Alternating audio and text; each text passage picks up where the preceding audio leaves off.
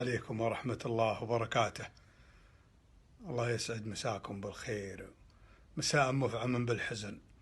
الله يفرج على الدكتور هزاع وصحبه الكرام. هذه هدايا إلى روح الفقيد الفارق الشاعر محمد بن راشد العفيفة، الأخ وصديق الطفولة.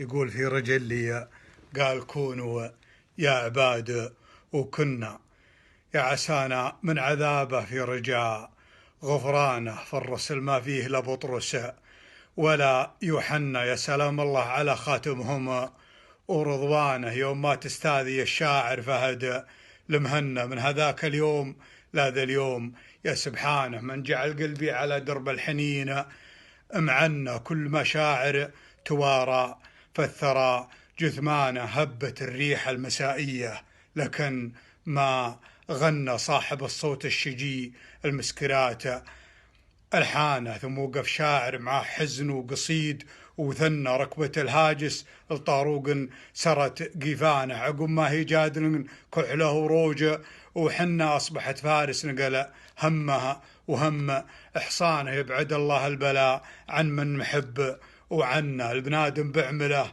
وبنيتها ولسانه يصطقاي من الطفولة، مات واحد منا فهلموا نجتمع نبكي على فقدانه. هذه اللي ودي نحن نتقي لا بنا، الحزن يامر وينهى والدموع أمانة. يا رفيق الأمس عاهدناك ولا خنا، الغلا ما يرجح إلا بالوفاء ميزانه، نبني اللي منهدم واللي هدم ما بنا، اجعل ربي ما يجمعنا معها في خانها.